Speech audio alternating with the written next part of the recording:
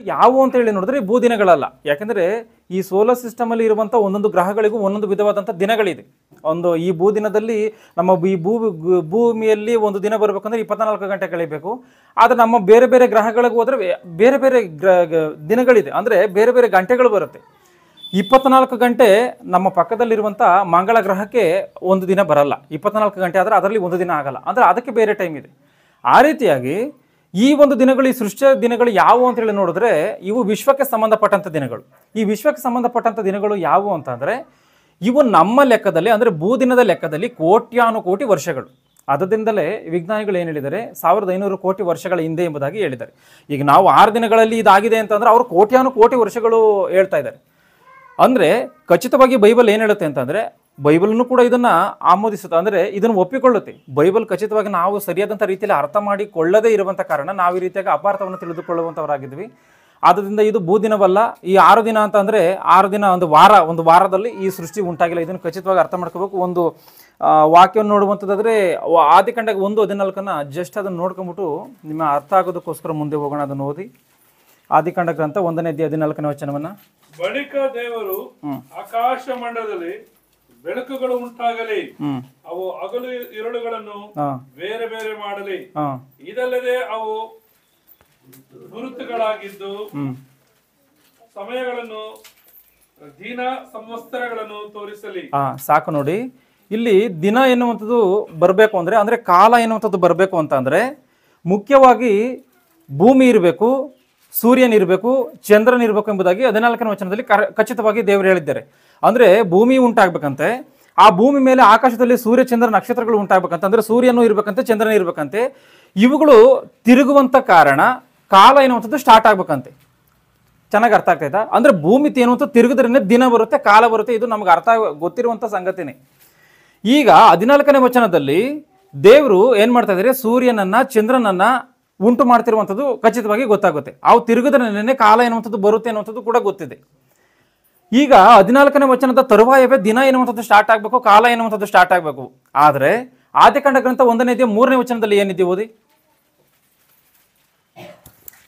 ಆಗ ದೇವರು ಬೆಳಕಾಗಲಿ ಅನ್ನಲು ಬೆಳಕಾಯಿತು. ದೇವರ ಬೆಳಕನ್ನು ಒಳ್ಳೆಯದೆಂದು ನೋಡಿದನು. ದೇವರ ಬೆಳಕನ್ನು ಕತ್ತಲೆಯನ್ನು ಬೇರೆ ಬೇರೆ ಮಾಡಿ ಬೆಳಕಿಗೆ ಹಗಲೆಂದು ಕತ್ತಲಿಗೆ ಇರುಳೆಂದು ಹೆಸರಿಟ್ಟನು.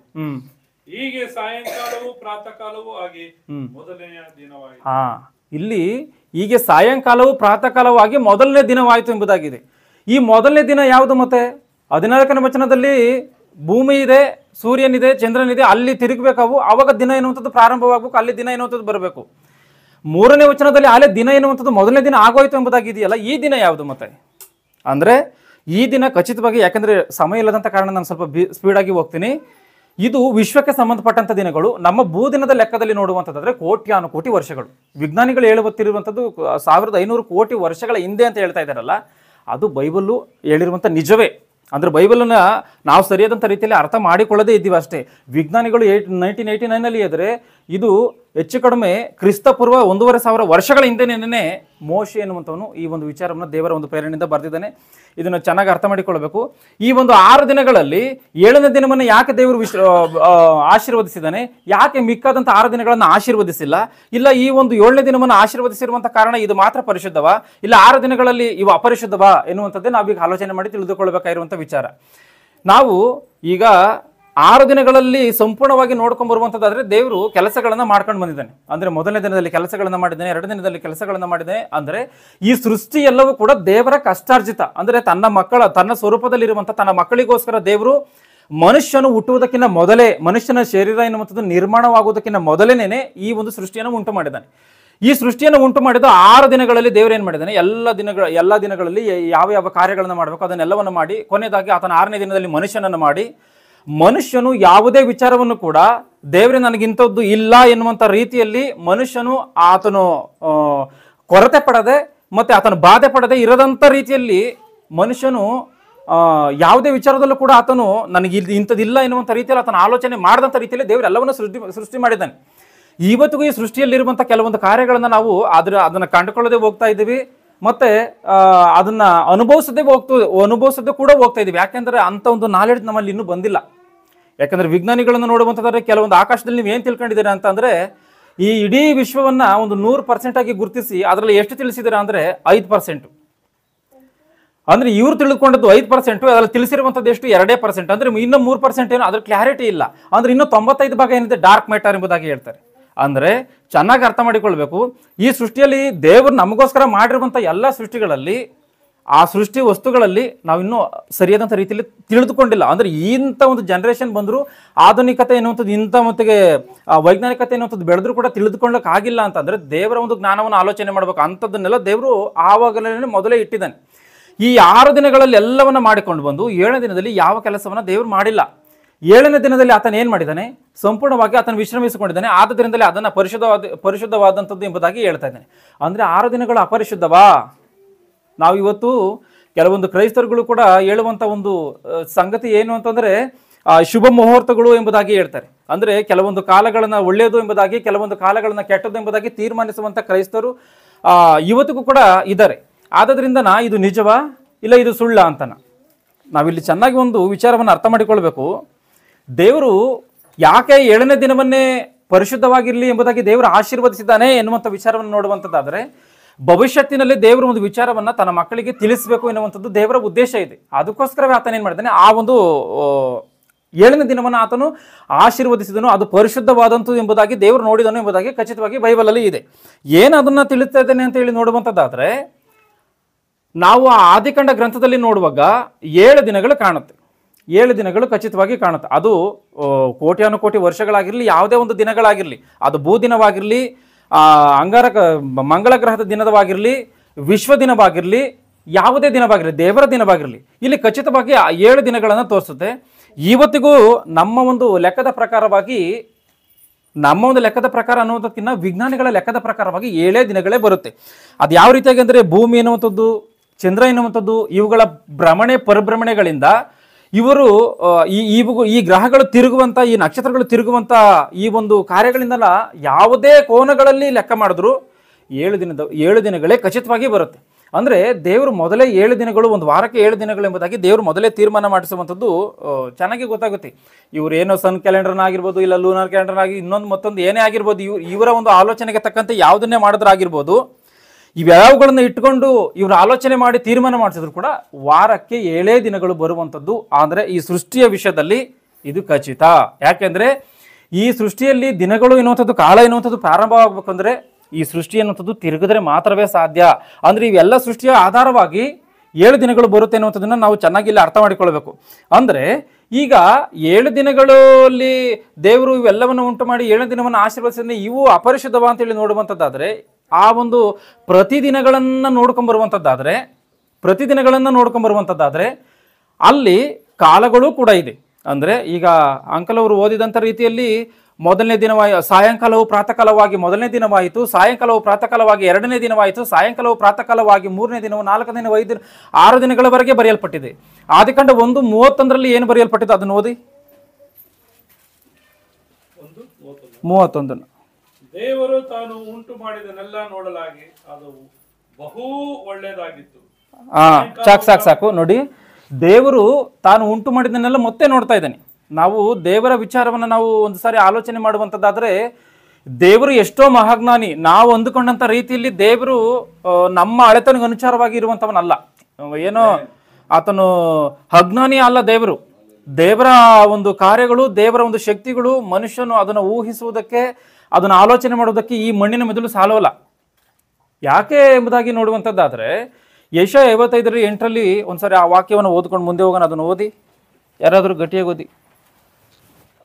ಯೆಶಾಯ 55:8 ಯೆಹೋವನು ಹೀಗೆನ್ನುತ್ತಾನೆ, ನನ್ನ ಆಲೋಚನೆಗಳು ನಿಮ್ಮ ಆಲೋಚನೆಗಳಲ್ಲ, ನಿಮ್ಮ ಮಾರ್ಗಗಳು ನನ್ನ ಮಾರ್ಗಗಳಲ್ಲ. ಭೂಮಿಯ ಮೇಲೆ ಆಕಾಶವು ಎಷ್ಟು ಉನ್ನತವೋ ನಿಮ್ಮ ಮಾರ್ಗಗಳಿಗಿಂತ ನನ್ನ ಮಾರ್ಗಗಳು, ನಿಮ್ಮ ಆಲೋಚನೆಗಳಿಗಿಂತ ನನ್ನ ಆಲೋಚನೆಗಳು ಅಷ್ಟು ಉನ್ನತ. ಅಂದ್ರೆ ದೇವರಲ್ಲಿ ಮನುಷ್ಯನ ಆಲೋಚನೆಗಳಿಗೂ, ಸರ್ವಶಕ್ತನಾಗಿರುವಂತ ಆತನ ಆಲೋಚನೆಗಳಿಗೂ, ಮನುಷ್ಯನಾಗಿರುವಂತ ನರಮನುಷ್ಯನ ಮಾರ್ಗಗಳಿಗೂ, ಸರ್ವಶಕ್ತನ ಮಾರ್ಗಗಳಿಗೂ ವ್ಯತ್ಯಾಸವನ್ನ ಹೇಳ್ತಾ ಇದ್ದಾನೆ. ಆ ವ್ಯತ್ಯಾಸ ಏನು ಅಂತಂದ್ರೆ, ಭೂಮಿಯಿಂದ ಆಕಾಶಕ್ಕೆ ಎಷ್ಟು ಅಂತರವಿದೆಯೋ ಅಷ್ಟು ಅಂತರ ನಿಮ್ಮ ಆಲೋಚನೆಗಳಿಗೂ, ನನ್ನ ಆಲೋಚನೆಗಳಿಗೂ, ನಿಮ್ಮ ಮಾರ್ಗಗಳಿಗೂ, ನಮ್ಮ ಮಾರ್ಗಗಳಿಗೂ ಎಂಬುದಾಗಿ ಹೇಳ್ತಾ ಇದ್ದಾನೆ. ನಾವು ಬೈಬಲಲ್ಲಿ ಯಾವುದೋ ಒಂದು ಕಾರ್ಯವನ್ನು ನೋಡ್ಬಿಟ್ಟು ನಮ್ಮ ಒಂದು ಆಲೋಚನೆಗೆ ತಕ್ಕಂತೆ ನಾವು ಇಷ್ಟೇ ಅಂದ್ಕೊಂಡ್ರೆ ಅದು ತಪ್ಪಾಗಿ ಹೋಗುತ್ತೆ. ಯಾಕೆ ಅಂತಂದರೆ ನಮ್ಮ ಆಲೋಚನೆಗೆ ಅನುಸಾರವಾಗಿ ದೇವರ ವಾಕ್ಯವನ್ನು ಆಲೋಚನೆ ಮಾಡಿದ್ರೆ ಖಚಿತವಾಗಿ ಅದರಿಂದ ಮೋಸನೇ ಆಗುತ್ತೆ, ಅದರಿಂದ ತಪ್ಪೇ ಅರ್ಥ ಮಾಡಿಕೊಳ್ತೀವಿ. ಖಚಿತವಾಗಿ ದೇವರ ಮಾತಿನಲ್ಲಿ ಬರೆಯಲ್ಪಟ್ಟಿರುವಂಥ ಮಾತುಗಳನ್ನು ಅರ್ಥ ಮಾಡ್ಕೋಬೇಕಂದ್ರೆ ದೇವರ ಆಲೋಚನೆಯನ್ನೇ ನಾವು ತಿಳ್ಕೋಬೇಕು, ಅಂದರೆ ದೇವರ ವಾಕ್ಯವನ್ನೇ ಹುಡುಕಬೇಕು. ಅಂದರೆ ಯೆಶಾಯ 34ನೇ ಅಧ್ಯಾಯ 16ನೇ ವಚನದ ಪ್ರಕಾರವಾಗಿ, ಯೆಶಾಯ 28ನೇ ಅಧ್ಯಾಯ 13ನೇ ವಚನದ ಪ್ರಕಾರವಾಗಿ ಅದೊಂದು ವಚನವನ್ನು ಓದಿ. 28:13 ಯೆಶಾಯನ ಗ್ರಂಥ 28ನೇ ಅಧ್ಯಾಯ 13ನೇ ವಚನವನ್ನು ಅದೊಂದನ್ನು ಓದಿ ಸ್ವಲ್ಪ ಸ್ಪೀಡಾಗಿ. ಹೀಗಿರಲು ಯೆಹೋವನ ಮಾತು ಆಜ್ಞೆಯ ಮೇಲೆ ಆಜ್ಞೆ, ಆಜ್ಞೆಯ ಮೇಲೆ ಆಜ್ಞೆ, ಸೂತ್ರದ ಮೇಲೆ ಸೂತ್ರ, ಸೂತ್ರದ ಮೇಲೆ ಸೂತ್ರ, ಇಲ್ಲಿ ಸ್ವಲ್ಪ ಅಲ್ಲಿ ಸ್ವಲ್ಪ ಎಂಬುದಾಗಿ ಇವರಿಗೆ ಪರಿಣಮಿಸಬಹುದು.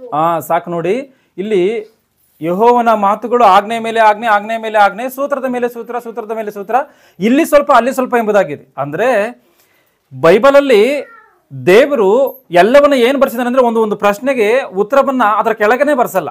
ನಾವು ಈ ಲೋಕದಲ್ಲಿ ಏನು ಕಲ್ತ್ಕೊಂಡಿದ್ದೀವಿ, ಇವತ್ತು ಎಕ್ಸಾಮನ್ನು ಮಾಡ್ತಾರೆ, ಆ ಎಕ್ಸಾಮಲ್ಲಿ ಏನು ಬರೀತಾರೆ, ಕ್ವಶನ್ ಪೇಪರ್ ಇರ್ತದೆ, ಆ ಕ್ವಶನ್ ಪೇಪರಲ್ಲಿ ಇರುವಂಥ ಆ ಕ್ವಶನ್ ನಂಬರನ್ನು ಹಾಕಿ ಆನ್ಸರ್ ಶೀಟಲ್ಲಿ ನಾವು ಆನ್ಸರನ್ನು ಮಾಡ್ತೀವಿ. ಇಲ್ಲ ಆನ್ಸರ್ ಶೀಟ್ ಇದ್ರೆ ಅದನ್ನ ನಂಬರನ್ನು ಹಾಕೊಂಡು ನಾವು ಬರ್ಕೊಂಡು ಅಂದ್ರೆ ಪ್ರಶ್ನೆ ಕೆಳಗೆ ಅದರಲ್ಲಿ ಉತ್ತರವನ್ನು ಬರ್ಕೊಂಡು ಹೋಗ್ತೀವಿ. ಆದರೆ ದೇವರು ಏನು ಮಾಡಿದ್ದಾನೆ ಅಂತಂದರೆ 66 ಪುಸ್ತಕಗಳಲ್ಲಿ ಯಾವುದೇ ಒಂದು ಪ್ರಶ್ನೆಗೆ ಅಲ್ಲೇ ಹತ್ತಿರದಲ್ಲೇ ಉತ್ತರವನ್ನು ಇಟ್ಟಿಲ್ಲ. ಯಾಕೆ ಹತ್ತಿರದಲ್ಲೇ ಉತ್ತರವನ್ನು ಇಟ್ಟಿಲ್ಲ ಅಂತ ಅಂದರೆ ಯೆಶಾಯ 34:16ನೇ ವಚನದಲ್ಲಿ ಬರೆಯಲ್ಪಟ್ಟಿರುವಂಥ ಮಾತನ್ನು ಓದಿದ್ರೆ ನಿಮ್ಗೆ ಅರ್ಥವಾಗುತ್ತೆ. ಅದನ್ನು ಒಂದು ಓದಿ ಬೇಗ. ಯೆಶಾಯನ ಸಾಕು ನೋಡಿ, ಯೆಹೋವನ ಶಾಸ್ತ್ರದಲ್ಲಿ ಹುಡುಕಿ ಓದಿರಿ ಅಂತ ಐತೆ. ಯಾಕೆ ಹುಡುಕಿ ಓದ್ಬೇಕಂದ್ರೆ ಇಲ್ಲಿ ಸ್ವಲ್ಪ ಅಲ್ಲಿ ಸ್ವಲ್ಪ ಇರುವಂತ ಕಾರಣ ಅಂದ್ರೆ ಬೈಬಲಲ್ಲಿ ಇರುವಂತ ಪ್ರಶ್ನೆಗೆ ಬೈಬಲೇ ಉತ್ತರ ಕೊಡುತ್ತೆ, ಬೈಬಲೇ ಉತ್ತರ ಕೊಡಬೇಕು ಕೂಡ. ಯಾಕಂದ್ರೆ ಮನುಷ್ಯನ ಜ್ಞಾನವನ್ನು ಅದಕ್ಕೆ ಸೇರಿಸಿದ್ರೆ ಅದು ತಪ್ಪಾಗಿ ಹೋಗುತ್ತೆ. ಬೈಬಲೇ ಉತ್ತರ ಕೊಡುತ್ತೆ, ಬೈಬಲಲ್ಲಿರುವಂಥ ಪ್ರಶ್ನೆಗೆ ಬೈಬಲಲ್ಲೇ ಉತ್ತರವನ್ನು ನಾವು ಹುಡುಕಿ ಅದನ್ನು ಕಂಡ್ಕೋಬೇಕು. ಆಗಿರುವಂಥ ಕಾರಣ ದೇವರ ಆಲೋಚನೆಗಳು ಆ ರೀತಿಯಾಗಿರುವಂಥ ಕಾರಣ ನಾವು ಆ ಉನ್ನತವಾದಂಥ ಆಲೋಚನೆಗಳನ್ನು ನಾವು ತಿಳ್ಕೋಬೇಕು ಅಂದ್ರೆ ನಮ್ಮ ಆಲೋಚನೆಯನ್ನೇ ಸೇರಿಸಿದ್ರೆ ಆಗಲ್ಲ, ದೇವರ ಆಲೋಚನೆಯನ್ನೇ ಸೇರಿಸಬೇಕು. ಭೂಮಿಯಿಂದ ಆಕಾಶಕ್ಕೆ ಎಷ್ಟು ಅಂತರವಿದೆಯೋ ಅಷ್ಟು ಅಂತರ ಅಂತೇಳಿ ದೇವರು ಹೇಳ್ತಾ ಇದ್ದಾನೆ. ಅಂದರೆ ಈ ಭೂಮಿಯಿಂದ ಆಕಾಶಕ್ಕೆ ಇರುವಂಥ ಅಂತರವನ್ನು ವಿಜ್ಞಾನ ಇವತ್ತಿಗೂ ಕಂಡುಹಿಡಿಯೋದಕ್ಕಾಗಿಲ್ಲ. ಯಾಕೆಂದರೆ ಲೈಟ್ ಇಯರ್ಗಳು ಅಂದರೆ ಕೆಲವು ಲೈಟ್ ಇಯರ್ಗಳು ಎಂಬುದಾಗಿ ಹೇಳುತ್ತೆ. ಈ ಲೈಟ್ ಇಯರ್ ಅಂದರೆ ಏನು ಅಂದರೆ ವಿಜ್ಞಾನ ಈ ಲೈಟ್ ಇಯರ್ ಅಂತ ಹೇಳುತ್ತೆ. ಇದು ಅಂದರೆ ಇದೇನು ಅಂದರೆ ಈ ಮಿಂಚು ಎನ್ನುವಂಥದ್ದು 1 ಸೆಕೆಂಡಿಗೆ 3 ಲಕ್ಷ ಕಿಲೋಮೀಟರ್ ಸ್ಪೀಡ್ ಹೋಗುತ್ತೆ. ಅದು 3 ಲಕ್ಷ ಕಿಲೋಮೀಟರ್ ಪರ್ ಸೆಕೆಂಡು. ಈ 1 ಸೆಕೆಂಡಿನ ಅವಧಿಯಲ್ಲಿ 3 ಲಕ್ಷ ಕಿಲೋಮೀಟರ್ ಸ್ಪೀಡ್ ಹೋಗುತ್ತೆ ಅಂದರೆ 1 ವರ್ಷದ ಅವಧಿಯಲ್ಲಿ ಎಷ್ಟು ದೂರ ಹೋಗಿರ್ತದೋ ಅದನ್ನು ಲೈಟ್ ಇಯರ್ ಎಂಬುದಾಗಿ ಹೇಳ್ತದೆ. ಇಂಥ ಎಷ್ಟೋ ಲೈಟ್ ಇಯರ್ಗಳು ಅಂದರೆ ಇದನ್ನು ಖಚಿತವಾಗಿ ಹೇಳ್ತಂದ್ರೆ ಇಲ್ಲ, ಅಂದರೆ ಒಂದು ಊಹೆ. ಅಂದರೆ ಅಂಥ ಅನಂತವಾದಂಥದ್ದು ಈ ವಿಶ್ವ, ಈ ಭೂಮಿ ಎನ್ನುವಂಥದ್ದು, ಆಕಾಶ ಎನ್ನುವಂಥದ್ದು ಅಷ್ಟು ಅಜಗಜಾಂತರವಾದಂಥದ್ದು ಇದೆ. ಅಂದರೆ ಇಂಥ ಅಜಗಜಾಂತರವಾದಂಥದ್ದು ಮನುಷ್ಯನ ಆಲೋಚನೆ ದೇವರ ಆಲೋಚನೆ ಅಂದರೆ ಹೌದು. ಆಗಿರುವಂಥ ಕಾರಣ ದೇವರು ಯಾಕಿಲ್ಲಿ ಈ ಒಂದು 7ನೇ ದಿನವನ್ನೇ ಆಶೀರ್ವದಿಸಿದ್ದಾನೆ ಅಂದರೆ ಇದನ್ನು ದೇವರ ವಾಕ್ಯದಲ್ಲಿ ಹುಡುಕಿದ್ರೆ ಅರ್ಥವಾಗೋದು. ಅಂದರೆ ಆ ಉನ್ನತವಾದಂಥ ಆಲೋಚನೆಯನ್ನು, ಆ ಉನ್ನತವಾದಂಥ ದೇವರ ಮಾತುಗಳನ್ನು ಅರ್ಥ ಮಾಡ್ಕೋಬೇಕು ಅಂದರೆ ಉನ್ನತವಾದಂಥ ಜ್ಞಾನದಲ್ಲಿ, ಉನ್ನತವಾದಂಥ ಜ್ಞಾನ ಗ್ರಂಥವಾಗಿರುವಂಥ ಬೈಬಲ್ನಲ್ಲಿ ಹುಡುಕಿದ್ರೆ ಮಾತ್ರವೇ ಇದು ತಿಳಿಯುತ್ತೆ, ಬಿಟ್ಟರೆ ಇಲ್ಲಾಂದ್ರೆ ತಿಳಿಯಲ್ಲ. ಇಲ್ಲಿ ಆದಿಕಾಂಡ ಗ್ರಂಥ 1ನೇ ಅಧ್ಯಾಯ 31ನೇ ವಚನದಲ್ಲಿ ಏನು ಹೇಳುತ್ತೆ ಅಂದರೆ ದೇವರು ತಾನು ಉಂಟು ಮಾಡಿದನ್ನೆಲ್ಲ ನೋಡಲಾಗಿ ಎಂಬುದಾಗಿ ಇದೆ. ಇವತ್ತು ಮನುಷ್ಯನು ಯಾವುದೇ ಒಂದು ಕೆಲಸವನ್ನು ಮಾಡಿದಾಗ ಆತನು ನಾನು ಸರಿಯಾದಂಥ ರೀತಿಯಲ್ಲಿ ಮಾಡಿದಿನಾ ಇಲ್ವಾ ಅಂತೇಳಿ ಮತ್ತೆ ನೋಡ್ತಾನೆ. ಯಾಕೆಂದ್ರೆ ಆತನ ಮೇಲೆ ಆತನಿಗೆ ನಂಬಿಕೆ ಇಲ್ಲದಲ್ಲೇ ನೋಡ್ತಾನೆ ಅನ್ನುವಂಥದ್ದು ಖಚಿತವಾಗಿ ಅರ್ಥವಾಗುತ್ತೆ. ಅದರಿಂದ ಇವತ್ತು ನಾವೆಲ್ಲರೂ ಮಾಡುವಂಥದ್ದೇ, ನಾವೇನೋ ಒಂದು ಮಾಡ್ತೀವಿ ಅಂದ್ರೆ ಸರಿಯಾಗಿದೆಯಾ ಇಲ್ವಾ ಅಂತ ನೋಡ್ತೀವಿ. ಯಾಕೆ? ಅದರಲ್ಲಿ ಏನೋ ಲೋಪ ಇರ್ಬೋದು ಅಂತಾನ. ಈಗ ದೇವರು ಸರ್ವಶಕ್ತನು, ದೇವರು ಸರ್ವಜ್ಞಾನಿ, ದೇವರು ಮಹಾನ್ ಶಕ್ತನು ಎಂಬುದಾಗಿ ಇದೆ. ಆತನು ಮಾಡ್ಕೊಂಬಂದಿರುವಂಥ ಕಾರ್ಯವನ್ನು ಮತ್ತೆ ಆತನು ಅಬ್ಸರ್ವ್ ಮಾಡುವಂಥದ್ದೇನು? ಏನಕ್ಕೆ ಆತನು ಮತ್ತೆ ಆ ಸೃಷ್ಟಿ ಮಾಡಿದಂಥ ಸೃಷ್ಟಿಗಳನ್ನು ಆತನು ಮತ್ತೆ ನೋಡ್ತಾ ಇದ್ದಾನೆ ಅಂದರೆ ದೇವರಿಗೆ ಏನು ನಮ್ಮಂಥ ರೀತಿಯಲ್ಲಿ ಬಲಹೀನನೇ ಅನ್ನುವಂಥದ್ದಲ್ಲ. ದೇವರು ಮನುಷ್ಯನ ಮೇಲೆ, ತನ್ನ ಮಕ್ಕಳ ಮೇಲೆ ಇರುವಂಥ ಆ ಒಂದು ದೊಡ್ಡ ಪ್ರೀತಿಯಿಂದ ಒಂದು ವೇಳೆ ಯಾವುದೇ ಇದರಲ್ಲಿ ಲೋಪ ಇರಬಾರದು ಅಂತ ಹೇಳಿ ಆ ಸರ್ವಶಕ್ತನಾದಂಥ ದೇವರು ಮತ್ತೆ ಅದನ್ನು ಗಮನಿಸ್ತಾ ಇದ್ದಾನೆ. ಆ ನೋಡಿದಾಗ ಏನಾಗಿದೆ ಅಂತ ಬಹು ಒಳ್ಳೇದಾಗಿತ್ತು ಎಂಬುದಾಗಿದೆ. ಅಂದರೆ ದೇವರು ತಾನು ಉಂಟು ಮಾಡಿದ್ದನ್ನೆಲ್ಲ ನೋಡಿದಾಗ ಅದು ಬಹು ಒಳ್ಳೇದಾಗಿತ್ತು ಅಂದರೆ ಇದರಲ್ಲಿ ದಿನಗಳು ಕೂಡ ಇದೆಯಾ, ಕಾಲಗಳು ಕೂಡ ಇದೆಯಾ? ಕಾಲಗಳು ಕೂಡ ಇದೆ, ದಿನಗಳು ಕೂಡ ಇದೆ.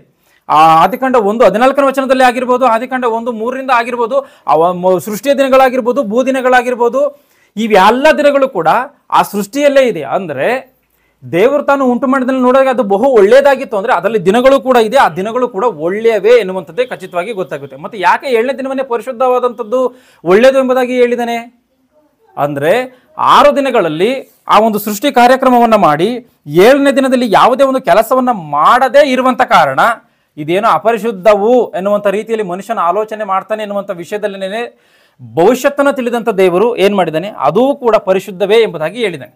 ಯಾಕೆ ಪರಿಶುದ್ಧವೇ ಅಂತ ಅಂದರೆ ದೇವರು 6 ದಿನಗಳು, ಅಂದರೆ ನಮ್ಮ ಲೆಕ್ಕದಲ್ಲಿ ಕೋಟ್ಯಾನುಕೋಟಿ ವರ್ಷಗಳು ದೇವರು ಈ ಸೃಷ್ಟಿಯನ್ನು ಉಂಟು ಮಾಡಿದ್ದಾನೆ.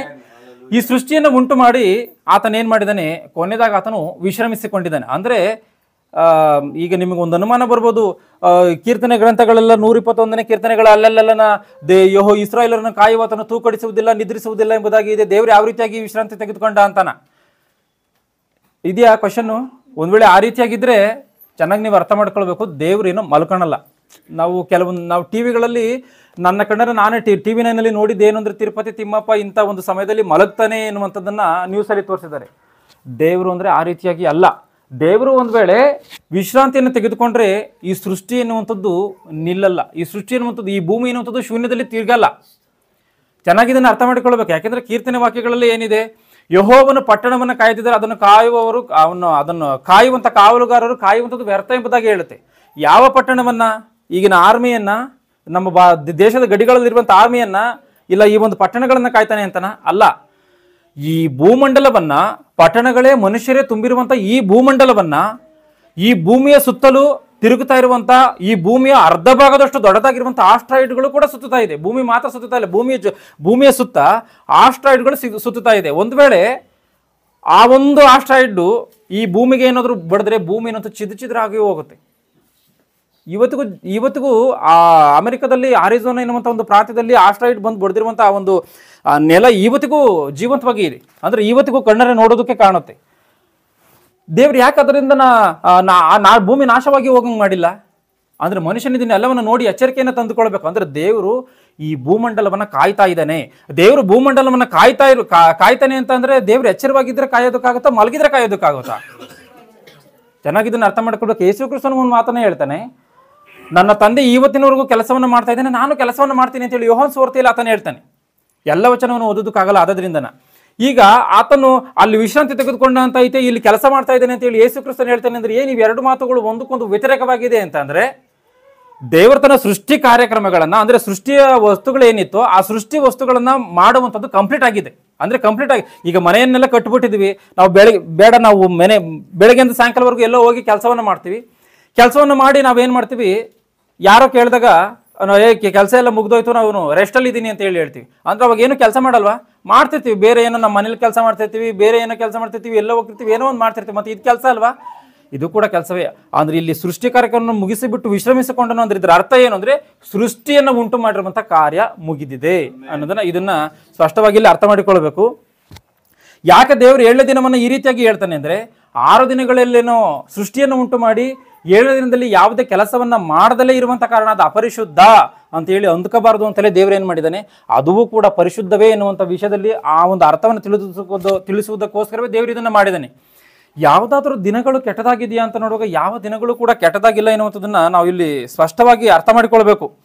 ಯಾಕಂದರೆ ದೇವರು ಕೆಲಸವನ್ನು ಮಾಡಿ ವಿಶ್ರಮಿಸಿಕೊಂಡಿದ್ದಾನೆ. ಇವತ್ತು ಯಾರೋ ಕೆಲಸವನ್ನು ಮಾಡಿ ವಿಶ್ರಮಿಸಿಕೊಂಡ್ರೆ ಅವರಿಗೆ ಬೆಲೆ ಇರ್ತದೆ. ಕೆಲಸವನ್ನು ಮಾಡದಲೇ 3 ಹೊತ್ತು ತಿಂತ ಇದ್ದು ಮಲಗದೆ ಆತನಿಗೇನು ಬೆಲೆ ಇರ್ತದೆ? ಆತನಿಗೇನಾದರೂ ಬೆಲೆ ಇರುತ್ತಾ? ಬೆಲೆ ಇರಲ್ಲ. ದೇವರು ಕಷ್ಟಪಟ್ಟು ಈ ಸೃಷ್ಟಿಯನ್ನು ಉಂಟು ಮಾಡಿ ವಿಶ್ರಮಿಸಿಕೊಂಡಿರುವಂಥ ಕಾರಣ ಎಲ್ಲವೂ ಕೂಡ ಪರಿಶುದ್ಧವೇ ಎನ್ನುವಂಥದ್ದನ್ನು ನಾವು ಖಚಿತವಾಗಿ ಇಲ್ಲಿ ಅರ್ಥ ಮಾಡಿಕೊಳ್ಬೇಕು. ಅದಕ್ಕೋಸ್ಕರವೇ ಏನು ಮಾಡ್ತಾ ಇದ್ದಾನೆ, ಆತನು ಪರಲೋಕ ಎನ್ನುವಂಥ ವಿಶ್ರಾಂತಿಗೋಸ್ಕರ ಆತನು ಹೇಳ್ತಾ ಇಬ್ರಿಯರಿಗೆ ಬರೆದ ಪುಸ್ತಕ 4ನೇ ವಚನದಿಂದ ಓದಿ ಅಲ್ಲಿ ಏನೇ ಹೇಳಿದನು ಚೂರು ಬೇಗ ಇಬ್ರಿಯರಿಗೆ ಬರೆದ ಪುಸ್ತಕ 4ನೇ ಅಧ್ಯಾಯ 4ನೇ ವಚನದಿಂದ. ಒಂದು ಸ್ಥಳದಲ್ಲಿ 7ನೆಯ ದಿವಸವನ್ನು ಕುರಿತು ದೇವರು ತನ್ನ ಸೃಷ್ಟಿ ಕಾರ್ಯಗಳನ್ನೆಲ್ಲ ಮುಗಿಸಿಬಿಟ್ಟು 7ನೆಯ ದಿನದಲ್ಲಿ ವಿಶ್ರಮಿಸಿಕೊಂಡನೆಂದು ಬರೆದಿದೆ. ಆದರೆ ಆ ಸ್ಥಳದಲ್ಲಿ ಇವರು ನನ್ನ ವಿಶ್ರಾಂತಿಯಲ್ಲಿ ಸೇರುವುದೇ ಇಲ್ಲವೆಂದು ಹೇಳಿದ್ದಾನೆ. ಹೀಗಿರಲಾಗಿ ಆ ಸಾಕು, ಒಂದು ನಿಮಿಷ. ಇಲ್ಲಿ ಇಸ್ರಾಯೇಲರ ವಿಷಯದಲ್ಲಿ ದೇವರು ಮಾತಾಡ್ತಾನೆ. ಎಲ್ಲ 7ನೇ ದಿನದಲ್ಲಿ ಅಂದರೆ ಸಬ್ಬತ್ತನ ಆಚರಣೆ ಮಾಡಬೇಕೆಂಬುದಾಗಿ ವಿಮೋಚನಕಾಂಡ ವಿಮೋಚನಕಾಂಡದಲ್ಲಿ ದಶಾಜ್ಞೆಗಳಲ್ಲಿ 4ನೇ ಆಜ್ಞೆಯಾಗಿ ಇದನ್ನು ಕೊಡ್ತಾನೆ. ಇನ್ನು ನೀವು ಸಬ್ಬತ್ತನ ಆಚರಣೆ ಮಾಡಬೇಕು, 7ನೇ ದಿನದಲ್ಲಿ ದೇವರು ವಿಶ್ರಮಿಸಿಕೊಂಡಿದ್ದಾನೆ ಅಂತ. ಇವರು ಆ ತಪ್ಪನ್ನು ಮಾಡಿದಂಥ ಕಾರಣ ಆ ಒಂದು ವಿಶ್ರಾಂತಿಯಲ್ಲಿ ಸೇರಲಿಲ್ಲ ಎಂಬುದಾಗಿ ಖಚಿತವಾಗಿ ಇಲ್ಲಿ ವಾಕ್ಯ ಹೇಳುತ್ತೆ. ದೇವರು ಯಾವ ರೀತಿಯಾಗಿ ವಿಶ್ರಮಿಸಿಕೊಂಡನು ಅಂತ ಹೇಳಿ ಬರೆಯಲ್ಪಟ್ಟಿದೆ ಅಂದರೆ, ಸೃಷ್ಟಿ ಕಾರ್ಯಕ್ರಮ ಎನ್ನುವಂಥದ್ದು ಮಾತ್ರವೇ ಮುಗಿದಿದೆ. ಆದರೆ ಈ ಸೃಷ್ಟಿಯೆಲ್ಲವೂ ಕೂಡ ಅಂದ್ರೆ ತಕ್ಕ ಕ್ರಮದಲ್ಲಿ ತಿರುಗಬೇಕು ಅಂದರೆ, ತಕ್ಕ ಕ್ರಮದಲ್ಲಿ ಕೆಲಸವನ್ನು ಮಾಡಬೇಕು ಅಂತ ಅಂದರೆ ದೇವರು ಅದನ್ನು ಕಾಯಿದ್ರೆ ಮಾತ್ರವೇ. ಅಂದರೆ ದೇವರು ಕಾಯ್ತಿದ್ದಾನೆ ಅಂದರೆ ಏನರ್ಥ? ಕೆಲಸವನ್ನು ಮಾಡ್ತಿದ್ದಾನೆ ಅಂತ ಅರ್ಥ. ದೇವರು ಒಂದು ವೇಳೆ ನಿದ್ರಿಸಿದ್ನಾ ಈ ಸೃಷ್ಟಿ ಎನ್ನುವಂಥದ್ದು ಇರಲ್ಲ. ಇದನ್ನು ಚೆನ್ನಾಗಿ ಅರ್ಥ ಮಾಡ್ಕೊಳ್ಳೋಕೆ ಮುಂದೆ ಓದಿ ಅದನ್ನು. ಇವರು ನನ್ನ ವಿಶ್ರಾಂತಿಯನ್ನು ಸೇರುವುದೇ ಇಲ್ಲವೆಂದು ಹೇಳಿದ್ದಾನೆ. ಹೀಗಿರಲಾಗಿ ಆ ವಿಶ್ರಾಂತಿಯಲ್ಲಿ ಕೆಲವರು ಸೇರಬೇಕೆಂಬುವ ಮಾತು ಇನ್ನೂ ಇರುವುದರಿಂದಲೂ ಮೊದಲು ಶುಭ ವರ್ತಮಾನವನ್ನು ಕೇಳಿದವರು ಅವಿಧೇಯರಾದ ಕಾರಣ ಅದರಲ್ಲಿ ಸೇರದೆ ಹೋದದ್ದರಿಂದಲೂ ಬಹುಕಾಲ ಹೋದ ನಂತರ ಆತನು ದಾವೀದನ ಬಾಯಿಂದ ಮಾತಾಡಿ ಈ ಹೊತ್ತೇ ಎಂದು ಒಂದಾನೊಂದು ದಿವಸವನ್ನು ಗೊತ್ತು ಮಾಡುತ್ತಾನೆ. ಹೇಗೆಂದರೆ ನೀವು ಈ ಹೊತ್ತು ದೇವರ ಶಬ್ದಕ್ಕೆ ಕಿವಿಗೊಟ್ಟರೆ ನಿಮ್ಮ ಹೃದಯಗಳನ್ನು ಕಠಿಣ ಮಾಡಿಕೊಳ್ಳಬೇಡಿರಿ. ನೋಡಿ, ಆ ಒಂದು ವಿಶ್ರಾಂತಿ ಎನ್ನುವಂಥದ್ದು ಇನ್ನೂ ಇದೆ, ಅದರಲ್ಲಿ ಸೇರಿಲ್ಲ ಇಸ್ರಾಯೇಲರು ಎನ್ನುವಂಥ ವಿಚಾರಕ್ಕೋಸ್ಕರ ದೇವರಲ್ಲಿ ಏನ್ ಮಾಡ್ತಾ ಇದ್ದಾನಂತೆ, ಇವತ್ತೇ ಎನ್ನುವಂಥ ಇವತ್ತೇ ಅನ್ನಂತ ಹೇಳಿ ಒಂದು ದಿನವನ್ನು ಗುರುತಿಸಿ ಆತನು ದಾವೀದನ ಮೂಲಕವಾಗಿ ಮಾತನಾಡ್ತಾ ಇದ್ದಾನೆ. ಅಂದ್ರೆ ವಿಶ್ರಾಂತಿ ಎನ್ನುವಂಥದ್ದು ಇದೆಯಾ ಅಂತ ನೋಡುವಾಗ ಆ ದೇವರು ಸೃಷ್ಟಿ ಮಾಡಿ ಆತನು ವಿಶ್ರಮಿಸಿಕೊಂಡ ಪ್ರಕಾರ ನಮಗೂ ಕೂಡ ಈ ಒಂದು ಕೆಲಸವನ್ನ, ಅಂದ್ರೆ ಈ ಭೂಮಿಯ ಮೇಲೆ ದೇವರು ನಮಗೋಸ್ಕರ ಕೆಲಸವನ್ನ ನೇಮಿಸಿದ್ದಾನೆ. ಇದು ಗೊತ್ತಿದೆಯಾ ಇಲ್ಲವಾ? ಎಫೆಸ 2:10 ಓದಿ, ನಿಮ್ಮ ಕೆಲಸಗಳೇನೋ ನೋಡ್ಕೊಳ್ಳಿ.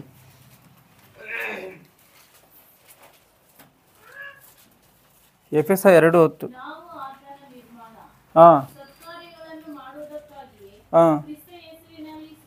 ನೋಡಿ, ಸತ್ಕಾರ್ಯಗಳನ್ನು ಮಾಡುವುದಕ್ಕೋಸ್ಕರ ಕ್ರಿಸ್ತ ಯೇಸುವಿನಲ್ಲಿ ಸೃಷ್ಟಿಸಲ್ಪಟ್ಟಿದ್ದೀವಿ ಎಂಬುದಾಗಿದೆ. ಅಂದ್ರೆ ಸತ್ಕಾರ್ಯಗಳು ಅಂದ್ರೆ ಏನು? ಯಾವುದು ಸತ್ಕಾರ್ಯ? ನಮ್ಮ ಕುಟುಂಬಕ್ಕೋಸ್ಕರ ಬದುಕುವಂಥದ್ದು ಸತ್ಕಾರ್ಯವಾ? ಇಲ್ಲ ಗೌರ್ಮೆಂಟ್ಗೆ ಸೇವೆಯನ್ನು ಮಾಡುವಂಥದ್ದು ಸತ್ಕಾರ್ಯವಾ? ಜನಸೇವೆಯನ್ನು ಮಾಡುವಂಥದ್ದು ಸತ್ಕಾರ್ಯವಾ? ಪಾಲಿಟಿಷಿಯನ್ಗಳ ತರ ಇದೇ ಸತ್ಕಾರ್ಯ?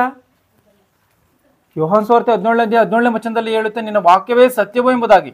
ಅಂದ್ರೆ ದೇವರ ಮಾತುಗಳು ಸತ್ಯನಂತೆ ಆ ಒಂದು ಸತ್ಕಾರ್ಯಗಳನ್ನು ಮಾಡೋದಕ್ಕೋಸ್ಕರ ನಾವು ಹುಟ್ಟಿದೀವಿ ಅಂತಂದ್ರೆ ದೇವರ ಮಾತುಗಳನ್ನು ನೆರವೇರಿಸೋದಕ್ಕ ಖಚಿತವಾಗಿ ನಾವೆಲ್ಲರೂ ಹುಟ್ಟುವುದಕ್ಕಿಂತ ಮೊದಲನೇ ದೇವರ ಒಂದು ಕೆಲಸ ಎನ್ನುವಂಥದ್ದು ಮೊದಲೇ ಬಂದಿದೆ. ಅಂದ್ರೆ ನಾವೆಲ್ಲರೂ ಹುಟ್ಟುವುದಕ್ಕಿಂತ ಮುಂಚಿತವಾಗಿ ದೇವರು ಮೊದಲೇ ನಮಗೆ ಕೆಲಸವನ್ನು ನೇಮಕ ಮಾಡಿದ್ದಾನೆ. ಆ ಕೆಲಸವನ್ನು ನೇಮಕ ಮಾಡಿರುವಂತಹ ಪ್ರಕಾರವೇ ಅಪೊಸ್ತಲರ ಕೃತ್ಯಗಳು 17ನೇ 26ನೇ ವಚನ 27ನೇ ವಚನದ ಪ್ರಕಾರವಾಗಿ ಯಾವ ಕಾಲದಲ್ಲಿ ಯಾರು ಎಂಥವರ ಗರ್ಭದಲ್ಲಿ ಯಾವ ಜಾಗದಲ್ಲಿ ಎಷ್ಟು ದಿನಗಳಿಂದ ಎಷ್ಟು ದಿನಗಳವರೆಗೆ ಭೂಮಿ ಮೇಲೆ ಇರಬೇಕು, ಅಂದ್ರೆ ಎಷ್ಟು ದಿನಗಳು ಹುಟ್ಟಿ ಎಷ್ಟನೇ ಒಂದು ಸಮಯದಲ್ಲಿ ಹುಟ್ಟಿ, ಅಂದ್ರೆ ಯಾವ ಇಸ್ವಿಯಲ್ಲಿ ಹುಟ್ಟಿ ಯಾವ ಒಂದು ಇಸ್ವಿಯಲ್ಲಿ ಈತನು ಈ ಲೋಕವನ್ನು ಬಿಡಬೇಕು ಎನ್ನುವಂಥದ್ದು ಆ ಒಂದು ಸರ್ವಶಕ್ತನ ಒಂದು ಪ್ರಣಾಳಿಕೆಯಲ್ಲಿ ತೀರ್ಮಾನವಾಗಿ ಹೋಗಿದೆ.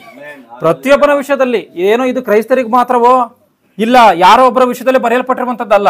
ಸತ್ಕಾರ್ಯಗಳನ್ನು ಮಾಡುವುದಕ್ಕೋಸ್ಕರವೇ ಕ್ರಿಸ್ತ ಯೇಸುವನ್ನು ಸೃಷ್ಟಿಸಲ್ಪಟ್ಟಿದ್ವಿ ಎಂಬುದಾಗಿದೆ. ಅಂದ್ರೆ ಪ್ರಪಂಚದಲ್ಲಿರುವಂತಹ ಪ್ರತಿಯೊಬ್ಬ ಮನುಷ್ಯನ ವಿಷಯದಲ್ಲೂ ಕೂಡ ದೇವರ ಒಂದು ಪ್ರಣಾಳಿಕೆ ಎನ್ನುವಂಥದ್ದಿದೆ. ಪ್ರತಿಯೊಬ್ಬರ ಒಂದು ಜನನದ ಹಿಂದೆ ದೇವರ ಒಂದು ತೀರ್ಮಾನ ಇದೆ. ಆ ಒಂದು ವಿಷಯವನ್ನ ತಿಳ್ಕೊಂಡು ನಾವೆಲ್ಲರೂ ಆ ದೇವರ ಒಂದು ಸತ್ಕಾರ್ಯಗಳನ್ನ ಮಾಡಬೇಕು. ಅಂದ್ರೆ ಸತ್ಕಾರ್ಯಗಳು ಅಂತಂದ್ರೆ ನಾವು ಕೂಡ ಬೈಬಲ್ನ ಏನೋ ತಪ್ಪಾದಂಥ ರೀತಿಯಲ್ಲಿ ತಿಳ್ಕೊಂಡು ಇದೇ ನಿಜ ಅಂತ ಹೇಳಿ ಅಂದ್ಕೊಂಡು ಆ ರೀತಿಯಾಗಿ ಅದೇ ಕೆಲಸ ಅಂತ ಹೇಳಿ ನಮ್ಮ ಆಲೋಚನೆಗೆ ಅನುಸಾರವಾಗಿ ಹೋದ್ರೆ ಅದು ತಪ್ಪಾಗಿ ಹೋಗುತ್ತೆ. ಅದು ಖಚಿತವಾಗಿ ಆತನ ಆ ರೀತಿಯಾಗಿ ಬದುಕಿದ್ರೆ ನರಕದ ಪಾಲ ಖಂಡಿತವಾಗ್ಲೂ ಆಗ್ತಾನೆ. ಅದೇನು ಅಂತೇಳಿ ತಿಳಿದುಕೊಂಡು ಸರಿಯಾದಂಥ ರೀತಿಯಲ್ಲಿ ಬದುಕಬೇಕು ಅಂದ್ರೆ ಬೈಬಲ್ಗೆ ಅನುಸಾರವಾಗಿ ಆತನು ಬೈಬಲಲ್ಲಿ ಇರುವಂಥ ಪ್ರಶ್ನೆಗಳಿಗೆ ಬೈಬಲಲ್ಲೇ ಉತ್ತರವನ್ನು ಹುಡುಕಿಕೊಂಡು ದೇವರು ಏನನ್ನ ಮನುಷ್ಯನಿಗೆ ನೇಮಕ ಮಾಡಿದನೋ ಆ ಮಾರ್ಗದಲ್ಲಿ ಹೋದ್ರೆ ಮಾತ್ರವಾದ ಸಕ್ಸಸ್ ಆಗುತ್ತೆ. ಇಲ್ಲಿ ಏನ್ ಹೇಳ್ತದೆ, ಈ ಒಂದು ದೇವ್ರು ಯಾವ ರೀತಿಯಾಗಿ ಸೃಷ್ಟಿ ಕಾರ್ಯಕ್ರಮವನ್ನು ಮಾಡಿ ವಿಶ್ರಮಿಸಿಕೊಂಡಿದ್ದಾನೋ ನಾವು ಕೂಡ ಈ ಲೋಕದಲ್ಲಿ ಬಂದಂತ ತರುವಾಯ, ಆದ್ರೆ ಈ ಲೋಕದಲ್ಲಿ ನಾವು ಈ ಬಂದು ಪ್ರಸಂಗಿ ಗ್ರಂಥ 7ನೇ 29ನೇ ವಚನದ ಪ್ರಕಾರವಾಗಿ ದೇವರ ಮನುಷ್ಯರನ್ನ ಸತ್ಯವಂತರನ್ನಾಗಿ ಸೃಷ್ಟಿಸಿದನು ಎಂಬುದಾಗಿದೆ. ಅಂದ್ರೆ ಸತ್ಕಾರ್ಯಗಳನ್ನು ಮಾಡೋದಕ್ಕೋಸ್ಕರ ದೇವರು ಏನ್ ಮಾಡಿದ್ದಾನೆ, ಸತ್ಯವಂತರನ್ನಾಗಿ ದೇವರು ನಮ್ಮನ್ನು ಸೃಷ್ಟಿ ಮಾಡಿದ್ದಾನೆ. ಆ ಸತ್ಯವಂತರನ್ನಾಗಿ ಸೃಷ್ಟಿ ಮಾಡಿರುವಂತ ಕಾರಣ ಅದೇ ಸತ್ಯದಲ್ಲಿ ನಾವು ದೇವರ ಕೆಲಸಗಳನ್ನ ನೆರವೇರಿಸಿ ಆ ಒಂದು ವಿಶ್ರಾಂತಿಯಲ್ಲಿ ಸೇರಬೇಕು, ಅಂದ್ರೆ ಪರಲೋಕವನ್ನ ಸೇರಬೇಕು ಎನ್ನುವಂಥದ್ದು ಖಚಿತವಾಗಿ ನಾವಿಲ್ಲಿ ಅರ್ಥ ಮಾಡಿಕೊಳ್ಬೇಕು. ಅಂದ್ರೆ ಇಲ್ಲಿ ಈ ದಿನಗಳ ವಿಷಯದಲ್ಲಿ ಖಚಿತವಾಗಿ ಅರ್ಥ ಮಾಡ್ಕೊಳ್ಬೇಕಾಗಿರುವಂತ ವಿಚಾರ ಏನು ಅಂದ್ರೆ, ಯಾವ ದಿನಗಳ ಮಿಕ್ಕಾದಂತ 6 ದಿನಗಳಲ್ಲೂ ಕೂಡ ಲೋಪ ಎನ್ನುವಂಥದ್ದು ಇಲ್ಲ. ಯಾಕೆ ಅಂತಂದ್ರೆ, ಯಾಕೆ ಈ ಮಾತುಗಳನ್ನು ಹೇಳ್ತಿದ್ದೀನಿ ಅಂದ್ರೆ, ಕೆಲವೊಂದು ವಾಕ್ಯಗಳು ಏನ್ ಹೇಳುತ್ತೆ ಅದನ್ನು ಓದಿ. ರೋಮಾಪುರದವರಿಗೆ ಬರೆದ ಪತ್ರಿಕೆ 14ನೇ ಅಧ್ಯಾಯ 5ನೇ ವಚನವನ್ನು ಓದಿ. ರೋಮಾಪುರದವರಿಗೆ ಬರೆದ ಪತ್ರಿಕೆ 14ನೇ ಅಧ್ಯಾಯ 5ನೇ ವಚನ. ಒಬ್ಬನು ಒಂದು ದಿನಕ್ಕಿಂತ ಮತ್ತೊಂದು ದಿನವನ್ನು ವಿಶೇಷವೆಂದೆನಿಸುತ್ತಾನೆ, ಮತ್ತೊಬ್ಬನು ಎಲ್ಲಾ ದಿವಸಗಳನ್ನು ವಿಶೇಷವೆಂದೆನಿಸುತ್ತಾನೆ. ಪ್ರತಿಯೊಬ್ಬನು ತನ್ನ ಮನಸ್ಸಿನಲ್ಲಿ ನಿಶ್ಚಯಕೊಂಡಿರಬೇಕು. ದಿನವನ್ನು ಗಣ್ಯ ಮಾಡುವವನು ಕರ್ತನಿಗಾಗಿ ಅದನ್ನು ಗಣ್ಯ ಮಾಡುತ್ತಾನೆ. ಸಾಕು ನೋಡಿ, ಇಲ್ಲಿ ಒಬ್ಬನು ಒಂದು ದಿನಕ್ಕಿಂತ ಇನ್ನೊಂದು ದಿನವನ್ನು ವಿಶೇಷವೆಂದು ಎಣಿಸುತ್ತಾನೆ ಅಂತ ಐತಿ. ಅಂದ್ರೆ ಮನುಷ್ಯನ ಈ ರೀತಿಯಾಗಿ ಎಣಿಸ್ಬೋದು. ಯಾಕೆಂದ್ರೆ ಇದು ನಿಜವಾ?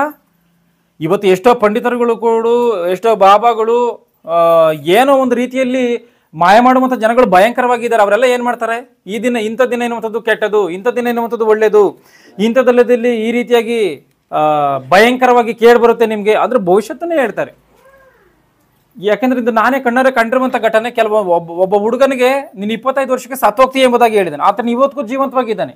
ನಾನೇ ಹೋಗಿ ಆತನಿಗೆ ಪ್ರಾರ್ಥನೆಯನ್ನು ಮಾಡಿದ್ದೀನಿ. ಅಂದರೆ ಯಾವ ಮನುಷ್ಯನು ಕೂಡ ಭವಿಷ್ಯತ್ತನ್ನು ತಿಳ್ಕೊಳ್ಳೋದಕ್ಕೆ ಸಾಧ್ಯವಿಲ್ಲ, ಮತ್ತೆ ಮುಂದಿನ ದಿನಗಳಲ್ಲಿ ಬರುವಂಥ ಕೇಡನ್ನು ಹೇಳೋದಕ್ಕೆ ಸಾಧ್ಯವಿಲ್ಲ. ಯಾಕಂದ್ರೆ ಅದೆಲ್ಲವೂ ಕೂಡ ದೇವರ ಭಾಷಾ ಎನ್ನುವಂಥದ್ದು ಖಚಿತವಾಗಿ ಅಪೊಸ್ತಲರ ಕೃತ್ಯಗಳು ಅದು 1ನೇ ಅಧ್ಯಾಯ 7ನೇ ವಚನದಲ್ಲಿ ಇದೆ. ಅದನ್ನು ಓದಿ.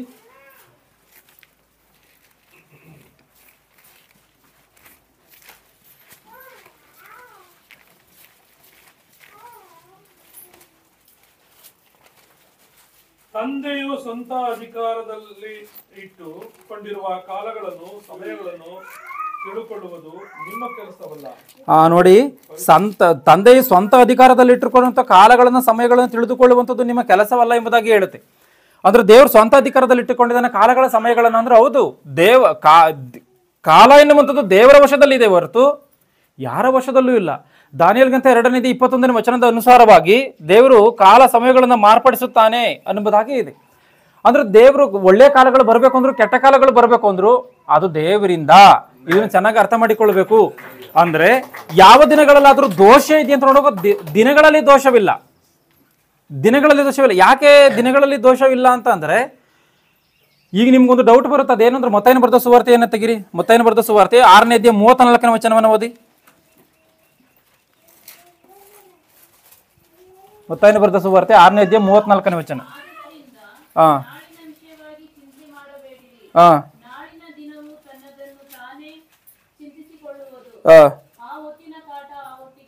ಆವತ್ತಿನ ಕಾಟ ಆವತ್ತಿಗೆ ಸಾಕು ಅಂತ ಐತೆ. ಅಂದ್ರೆ ಆವತ್ತಿನ ಕಾಟ ಅಂದ್ರೆ ಆವತ್ತಿನ ದಿನದ ಕಾಟ ಎಂಬುದಾಗಿ ಹೇಳುತ್ತೆ. ಅಂದ್ರೆ ದಿನದಲ್ಲಿ ಕಾಟ ಇದೆಯಾ, ಕೇಡಿದ್ಯಾ?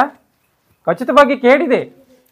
ಅಂದ್ರೆ ದಿನಗಳನ್ನು ಉಂಟು ಮಾಡಿದಂಥ ದಿನಗಳಲ್ಲಿ ಯಾವ ಲೋಪವಿಲ್ಲ ಅಂತ ಹೇಳಿ ನಾನೇ ಹೇಗೆ ಹೇಳಿದ್ದೀನಿ. ದಿನಗಳು ಯಾವ ಕೂಡ ಅಪರಿಶುದ್ಧ ಅಲ್ಲ ಎಂಬುದಾಗಿ ಹೇಳಿದ್ದೀನಿ. ಮತ್ತೆ ದಿನಗಳಲ್ಲಿ ಕೇಡು ಹೆಂಗೆ ಬರುತ್ತೆ? ಕೇಡು ಬರುತ್ತೆ ಅಂದ್ರೆ ಅಪರಿಶುದ್ಧ ಇರಬೇಕಲ್ಲ. ನಾವು ಈ ರೀತಿಯಾಗಿ ಯೋಚನೆ ಮಾಡ್ತೀವಿ, ದಿನಗಳಲ್ಲಿ ಯಾವ ಅಪರಿಶುದ್ಧತೆ ಇಲ್ಲ. ಆದರೆ ಕೆಲವೊಬ್ಬ ಮನುಷ್ಯನಿಗೆ ಅವನ ಒಂದು ದಿನಗಳು ಕೆಟ್ಟವುಗಳಾಗಿ ಮಾರ್ಪಡುತ್ತೆ. ದಿನಗಳು ಕೆಟ್ಟವುಗಳಾಗ ಆಗುತ್ತೆ ಅಂತ ಅಲ್ಲ, ಅವನ ಜೀವಿತದ ದಿನಗಳಲ್ಲಿ ಕೇಡು ಎನ್ನುವಂಥದ್ದು ಬರ್ತದೆ. ಇದನ್ನು ಚೆನ್ನಾಗಿ ಅರ್ಥ ಮಾಡಿಕೊಳ್ಬೇಕು. ಯಾಕಂದ್ರೆ ಕೆಲವೊಂದು ಎಫೆಸ ಗ್ರಂಥಗಳಲ್ಲಿ ಇವೆಲ್ಲ ನೋಡಿ ಏನು ಮಾಡ್ತದೆ, ಈ ದಿನಗಳು ಕೆಟ್ಟವುಗಳಾಗಿರುವುದರಿಂದ ಅಂತ ಹೇಳಿ ಐತಿ. ಅಂದ್ರೆ ದಿನಗಳಲ್ಲಿ ಏನು ಕೆಟ್ಟದಿಲ್ಲ. ಲೋಕದಲ್ಲಿ ಪಾಪವು ಹೆಚ್ಚಾಗಿರುವಂಥ ಕಾರಣ, ದೇವರ ಕೋಪವೂ ಬರುವಂಥ ಕಾರಣ, ದೇವರು ದಿನಗಳಲ್ಲಿ ಕೇಡನ್ನು ನೇಮಕ ಮಾಡುವಂಥ ಕಾರಣ ಏನು ಮಾಡುತ್ತೆ, ದಿನಗಳು ಕೆಟ್ಟವುಗಳಾಗಿ ನಮಗೆ ಕಾಣುತ್ತೆ. ದಿನಗಳಲ್ಲೂ ಯಾವ ಇದರಿಲ್ಲ. ಇಲ್ಲಿ ಆ ವಚನವನ್ನು ಮತ್ತೆ ಓದಿ 6:34 ಮತ್ತೆ ಸುವಾರ್ತೆ.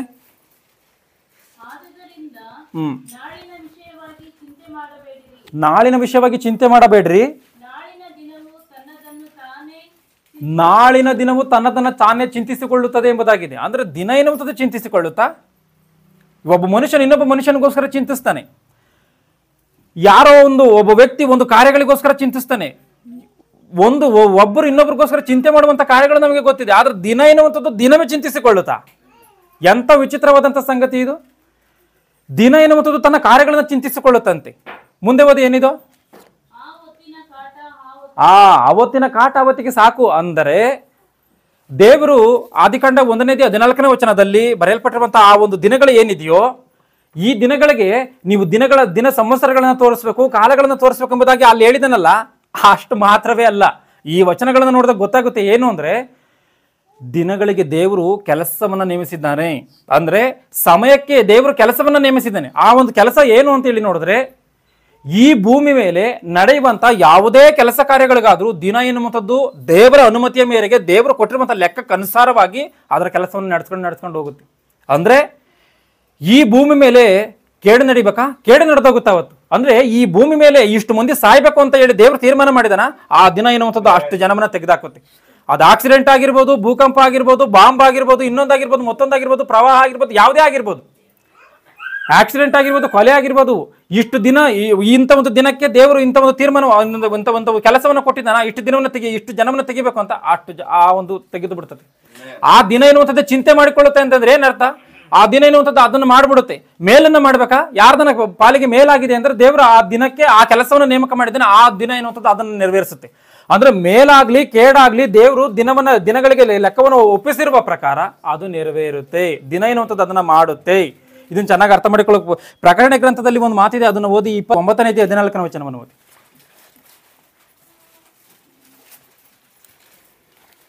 ಅದು ತುತ್ತೂರಿಯನ್ನು ಹಿಡಿದಿದ್ದ 6ನೆಯ ದೇವದೂತನಿಗೆ ಯುಫ್ರೋಟಿಸ್ ಎಂಬ ಮಹಾನದಿಯ ಬಳಿಯಲ್ಲಿ ಕಟ್ಟಿರುವ 4 ಮಂದಿ ದೇವದೂತರನ್ನು ಬಿಚ್ಚಿಬಿಡು ಎಂದು ಹೇಳಿತು. ಆಗ ಮನುಷ್ಯರೊಳಗೆ 3ರಲ್ಲಿ 1 ಭಾಗದ ಜನರನ್ನು ಸಂಹಾರ ಮಾಡುವುದಕ್ಕಾಗಿ ನೋಡಿ. ಆ ದಿನ ಏನು ಮತ್ತೆ ಓದಿ ಆಂಟಿ ಅದ. ಆಗ ಮನುಷ್ಯರೊಳಗೆ 3ರಲ್ಲಿ 1 ಭಾಗ ಏನು 3ರಲ್ಲಿ 1 ಭಾಗವನ್ನು ತೆಗಿಬೇಕಂತೆ. 3ರಲ್ಲಿ 1 ಭಾಗ ಜನರನ್ನು ಸಂಹಾರ ಮಾಡುವುದಕ್ಕೆ ಅದೇ ವರ್ಷ ಇದನ್ನ ಚೆನ್ನಾಗಿ ತಿಳ್ಕೊಳ್ಳಿ. ಅದೇ ವರ್ಷ ಅದೇ ತಿಂಗಳು ದಿನ ತಾಸಿಗೆ ಅಂದ್ರೆ ಈ ಭೂಮಿ ಮೇಲೆ ಕೇಡು ನಡಿಬೇಕು ಅಂದ್ರೆ ದೇವರು ಕೇಡನ್ನು ಒಪ್ಪಿಸಿದ್ದಾನೆ ಅಂತ ಕೇಳಿ. ಅದು ಯಾವ ವರ್ಷದಲ್ಲಿ ನಡಿಬೇಕು, ಯಾವ ತಿಂಗಳಲ್ಲಿ ನಡಿಬೇಕು, ಯಾವ ದಿನದಲ್ಲಿ ನಡಿಬೇಕು, ಯಾವ ಕ್ಷಣದಲ್ಲಿ ನಡಿಬೇಕು, ಇದು ದೇವರ ತೀರ್ಮಾನ. ಅಂದ್ರೆ ಈಗ ದೇವರು ಈಗ ನಮ್ಗೇನೋ ಒಂದು ಕೆಲಸ ಹೇಳಿದಾನೆ ಅಂತ, ಈಗ ನಮ್ಮ ಅಪ್ಪ ಅವರು ಏನೋ ನನಗೆ ಒಂದು ಕೆಲಸ ಹೇಳಿದಾರೆ ಅಂತ ಕೇಳಿ, ಇಂಥ ದಿನ ನೀ ಇದನ್ನ ಮಾಡ್ಬೇಕು ಅಂದ್ರೆ ಆ ದಿನ ಬಂದಾಗ ನಾನು ಏನ್ ಮಾಡ್ತೀನಿ? ನಾನೇನು ಮಾಡ್ತೀನಿ ತಡಿ, ಆಮೇಲೆ ಮಾಡೋಣ, ಇದನ್ನ ಈ ಕೆಲಸ ಮುಗಿಸ್ಕೊಂಬಂದು ಮಾಡೋಣ, ಆ ಕೆಲಸ ಮುಗಿಸ್ಕೊಂಬಂದು ಮಾಡೋಣ ಅಂತೇಳಿ ನನ್ನ ಇಷ್ಟಾನುಸಾರವಾಗಿ ನಾನು ಅದನ್ನು ಮಾಡ್ತೀನಿ. ಆದರೆ ಈ ದಿನಕ್ಕೆ ದೇವರ ಲೆಕ್ಕವನ್ನು ಒಪ್ಪಿಸಿರುವ ಪ್ರಕಾರ ದಿನ ಎನ್ನುವಂಥದ್ದು ಆ ರೀತಿಯಾಗಿ ಮಾಡಲ್ಲ. ಆ ಒಂದು ವರ್ಷದಲ್ಲಿ, ಆ ಒಂದು ತಿಂಗಳಲ್ಲಿ, ಆ ಒಂದು ದಿನಕ್ಕೆ, ಆ ದಿನ ತಾಸಿಗೆ ಎಂಬುದಾಗಿದೆಯಲ್ಲ, ಆ ಒಂದು ಕ್ಷಣದಲ್ಲಿ ಅದರ ಕೆಲಸವನ್ನು ಅದು ನೆರವೇರಿಸುತ್ತೆ.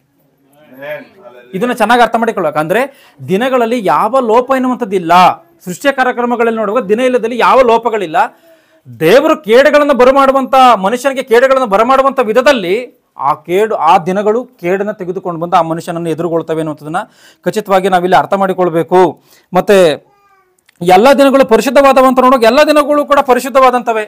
ಇವತ್ತು ಈ ನಮ್ಮ ಒಂದು 365 ದಿನಗಳಲ್ಲಿ ಒಂದು ವರ್ಷದಲ್ಲಿ ಚಿಲ್ಡ್ರನ್ಸ್ ಡೇ ಅಂತಲೋ, ರಿಪಬ್ಲಿಕ್ ಡೇ ಅಂತಲೋ, ಎಲ್ಲ ದಿನಗಳಿಗೂ ಏನೇನೋ ಒಂದು ದಿನಗಳನ್ನು ನೇಮಕ ಮಾಡಿದ್ದಾರೆ. ಕಾರ್ಮಿಕರ ದಿನಾಚರಣೆ ಅಂತಲೋ ಏನೇನೋ ಅದನ್ನು ಮಾಡ್ಕೊಂಡ್ ಬಂದಿದ್ದಾರೆ. ಯಾವುದೋ ಒಂದು ಹಬ್ಬ ಇಲ್ಲ ಒಂದು ದಿನದಲ್ಲಿ ಅಂದ್ರೆ ಮಾತ್ರಕ್ಕೆ ಅದು ಕ್ಯಾಲೆಂಡರ್ ಇಲ್ದಲೇ ಹೋಗುತ್ತಾ? ಅದು ಅಪರಿಶುದ್ಧವಾಗಿ ಹೋಗುತ್ತಾ? ಖಚಿತವಾಗಿ ಇಲ್ಲ. ದೇವರು ಸೃಷ್ಟಿ ಮಾಡಿರುವಂಥ ಎಲ್ಲ ದಿನಗಳು ಕೂಡ ಪರಿಶುದ್ಧವೇ. ಆ 7ನೇ ದಿನದಲ್ಲಿ ದೇವರು ಯಾವುದೇ ಕೆಲಸವನ್ನು ಮಾಡದಲ್ಲೇ ಇರುವಂತ ಕಾರಣ ಮನುಷ್ಯನ ಈ ರೀತಿಯಾಗಿ ತಿಳಿದುಕೊಳ್ತಾನೆ ಇರುವಂಥದ್ದು ದೇವರ ಭವಿಷ್ಯತ್ ಜ್ಞಾನವಾಗಿರುವಂತ ಕಾರಣ ಅದನ್ನ ಪರಿಶುದ್ಧವು ಅಂದ್ರೆ ಕೆಲಸ ಮಾಡದಲ್ಲಿರುವಂಥ ದಿನವೂ ಕೂಡ ಪರಿಶುದ್ಧವೇ ಎನ್ನುವಂಥ ರೀತಿಯಲ್ಲಿ, ಅಂದ್ರೆ ದೇವರು ಮಾಡಿರುವಂಥ ಯಾವುದೇ ಸೃಷ್ಟಿಯಲ್ಲಿ ಯಾವುದೇ ಲೋಪ ಇಲ್ಲ ಎನ್ನುವಂಥದ್ದನ್ನ ಮನುಷ್ಯನ ಅರ್ಥ ಮಾಡಿಕೊಳ್ಳಬೇಕು ಎನ್ನುವಂಥ ವಿಚಾರದಲ್ಲಿ ದೇವರು ಅದನ್ನು ಖಚಿತವಾಗಿ ಅದೆಲ್ಲವನ್ನು ತಿಳಿಸಿದ್ದಾನೆ ಎನ್ನುವಂಥದ್ದನ್ನ ನಾವಿಲ್ಲಿ ಅರ್ಥ ಮಾಡಿಕೊಳ್ಳಬೇಕು. ಆಗಿರುವಂಥ ಕಾರಣ ದಿನಗಳಲ್ಲಿ ಏನಾದರೂ ಲೋಪ ಇದೆಯಾ, ದಿನಗಳಲ್ಲಿ ಏನಾದರೂ ದೇವರು ಮಾಡಿರುವಂಥ ದಿನಗಳಲ್ಲಿ ಅಪರಿಶುದ್ಧತೆ ಎನ್ನುವಂಥದ್ದು ಇದೆಯಾ ಅಂದ್ರೆ ಖಚಿತವಾಗಿ ಇಲ್ಲ. ಚೆನ್ನಾಗಿ ಮಾತುಗಳನ್ನು ಅರ್ಥ ಮಾಡಿಕೊಳ್ಬೇಕು. ಇವತ್ತು ಕ್ರೈಸ್ತರಾದಂಥವರು ಈ ದಿನ ಎನ್ನುವಂಥದ್ದು ಒಳ್ಳೆಯದು, ಈ ದಿನ ಎನ್ನುವಂಥದ್ದು ಕೆಟ್ಟದು, ಈ ಗಳಿಗೆ ಒಳ್ಳೆಯದು ಕೆಟ್ಟದು ಈ ರೀತಿಯಾಗಿ ತೀರ್ಮಾನ ಮಾಡಿದ್ರೆ ದೇವರನ್ನ ದೂಷಣೆ ಮಾಡ್ತೀವಿ. ಯಾಕಂದ್ರೆ ದೇವರನ್ನ ಒಳ್ಳೆಯದು ಅಂತ ಹೇಳಿದಾನೆ, ನಾವು ಕೆಟ್ಟದು ಅಂತ ನಾವು ತೀರ್ಮಾನ ಮಾಡ್ತೀವಿ ಅಂದ್ರೆ ದೇವ್ರನ್ನ ದೂಷಣೆ ಮಾಡ್ತೀವಿ. ದೇವ್ರನ್ನ ದೂಷಣೆ ಮಾಡಿದ್ಮೇಲೆ ನಿತ್ಯಾಗ್ನಿ. ಎಲ್ಲರ ಕಣ್ಣುಗಳನ್ನು ಮುಚ್ಚಿ ನಮ್ಮನ್ನು ಬಹಳವಾಗಿ ಪ್ರೀತಿ ಮಾಡುವಂಥ ಮಹಾಶಕ್ತಿನೇ ನಿನ್ನ ನಾಮಕ್ಕೆ ಮಹಿಮೆ ಆಗಲಿ ತಂದೆ. ಈ ಒಂದು ಅಮೂಲ್ಯವಾದಂಥ ಸಮಯದಲ್ಲಿ ತಂದೆ, ಈ ಒಂದು ನನ್ನ ಸಹೋದರ ಸಹೋದರಿಯರು, ತಂದೆ ತಾಯಿಗಳು, ಅಣ್ಣ ತಮ್ಮಂದಿರ ಮಧ್ಯದಲ್ಲಿ ನಿನ್ನ ಮಾತುಗಳನ್ನು ಹಂಚಿಕೊಳ್ಳಲಿಕ್ಕೆ ಕೊಟ್ಟಂಥ ಭಾಗ್ಯಕ್ಕಾಗಿ ನಿನ್ನ ನಾಮಕ್ಕೆ ಮಹಿಮೆ. ಈ ಮಾತುಗಳನ್ನು ಸರಿಯಾದಂಥ ರೀತಿಯಲ್ಲಿ ನಾವೆಲ್ಲರೂ ಅರ್ಥ ಮಾಡಿಕೊಂಡು ನಂಬಿಕೆಯಿಂದ ಮುಂದೆ ಸಾಗಲು, ಈ ಲೋಕದಲ್ಲಿ ಬರುವಂಥ ಸುಳ್ಳು ಮಾತುಗಳಿಗೆ ನಾವು ಕಿವಿಗೊಡದಂತೆ ಎಲ್ಲ ದಿನವೂ ಕೂಡ ಶ್ರೇಷ್ಠವೇ ಎಂದು ನಾವು ಅರ್ಥ ಮಾಡಿಕೊಳ್ಳುವಂತೆ ದೇವರೇ, ಆ ಒಂದು ರೋಮರು 15-14ನೇ ವಚನದಲ್ಲಿ ಬರೆಯಲ್ಪಟ್ಟಂಥ ರೀತಿಯಲ್ಲಿ ಒಬ್ಬನು ಒಂದು ದಿನವನ್ನು ವಿಶೇಷವೆಂದು ಎಣಿಸುತ್ತಾನೆ, ಒಬ್ಬನು ಎಲ್ಲ ದಿನವನ್ನು ವಿಶೇಷವೆಂದು ಎಣಿಸುತ್ತಾನೆ ಎಂಬುದಾಗಿ ಇದೆ. ಆದ್ದರಿಂದ ನಾವು ಕೆಲವೊಂದು ದಿನಗಳು ಮಾತ್ರವೇ ಶ್ರೇಷ್ಠವಾದಂಥದ್ದು ಎಂದು ಸುಳ್ಳಾದಂಥದ್ದನ್ನು ನಾವು ಅರಿತುಕೊಳ್ಳದೆ ಸತ್ಯವನ್ನು ತಿಳಿದುಕೊಂಡು ಎಲ್ಲವೂ ಕೂಡ ನೀನು ಮಾಡಿರುವಂಥ ಪ್ರತಿಯೊಂದು ಅಣುವು ಕೂಡ ಪರಿಶುದ್ಧವೇ ಎನ್ನುವಂಥ ರೀತಿಯಲ್ಲಿ ಅರ್ಥ ಮಾಡಿಕೊಂಡು ಜಾಗ್ರತೆಯಿಂದ ಜೀವಿಸಲು ಸಹಾಯ ಮಾಡಿ, ಈ ಮಾತುಗಳನ್ನು ಕೇಳಿರುವಂಥ ಎಲ್ಲರನ್ನೂ ಹೆಸರುಗಳಿಂದ ಆಶೀರ್ವದಿಸಿ ಮಹಾಜ್ಞಾನದಿಂದ ತುಂಬಿದಂಥವರಾಗಿ ಅವರವರ ಮನೆಗಳಿಗೆ ಹಿಂದಿರುಗಲು ಸಹಾಯ ಮಾಡಿ, ಈ ವಿಷಯಗಳಲ್ಲಿ ಕೇಳಿದು ಮರೆತಪಟ್ಟಂಥ ಕಾರ್ಯಗಳನ್ನು ಅನುಗ್ರಹಿಸಿ ನಡೆಸೆಂದು ಪ್ರಾರ್ಥಿಸುತ್ತಾ ನನಗೆ ಪವಿತ್ರಾತ್ಮನ ಸಹಾಯವನ್ನು ಅನುಗ್ರಹಿಸಿ ನೀನು ಮೆಚ್ಚುವಂಥ ರೀತಿಯಲ್ಲಿ ಎಲ್ಲರಿಗೂ ಅರ್ಥವಾಗುವಂಥ ರೀತಿಯಲ್ಲಿ ನಿನ್ನ ಮಾತುಗಳನ್ನು ಹೇಳಲಿಕ್ಕೆ ಕೊಟ್ಟಂಥ ಭಾಗ್ಯಕ್ಕಾಗಿ ನಿನ್ನ ನಾಮಕ್ಕೆ ಮಹಿಮೆಯನ್ನು ಸಲ್ಲಿಸುತ್ತಾ, ಆ ನಿನ್ನ ಸತ್ಯವಾದಂಥ ಮಾತುಗಳನ್ನು ಹೇಳಲಿಕ್ಕೆ ಮಾಡಿದಂಥ ಸಹಾಯಕ್ಕಾಗಿ ನಿನಗೆ ಸ್ತೋತ್ರವನ್ನು ಸಲ್ಲಿಸುತ್ತಾ ಈ ವಿಷಯಗಳಲ್ಲಿ ಕೇಳಿದು ಮರೆತುಪಟ್ಟಂಥ ಕಾರ್ಯಗಳನ್ನು ಕೊಡೆಂದು ಪ್ರಾರ್ಥಿಸುತ್ತಾ ಪ್ರಭು ಯೇಸು ಕ್ರಿಸ್ತರ ಹೆಸರಿನಲ್ಲಿ ಬೇಡಿದ್ದೇನೆ ತಂದೆಯೇ, ಆಮೆನ್.